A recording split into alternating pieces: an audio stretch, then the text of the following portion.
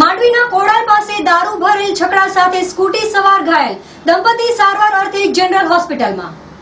માંડવી તાલુકા કોડાઈ ગામ નજીક છકડા તળે સ્કૂટી આવી જતા દંપતીને ઈજાઓ થતા સારવાર અર્થે ભુજની જનરલ હોસ્પિટલમાં લઈ અવાયેલ, જ્યારે છકડો રસ્તા પર ઉથલી પડ્યો હતો અને તેમાંથી દેશી દારૂની કોથળીઓ રોડ પર વેરાઈ જવાના કારણે રસ્તા પર દુર્ગંધ ફેલાઈ ગઈ હતી, જેથી આ અકસ્માત સંદર્ભે નાસી છૂટેલા રિક્ષા ચાલક સામે પોલીસે અકસ્માત અને દારૂની કલમ તળે ગુનો નોંધી આગળની તપાસ હાથ ધરી છે અને ઈજા પામનાર રમેશ દેવજી જૈન અને રીના રમેશ જૈન हाल हॉस्पिटल में सारवार हेठळ छे।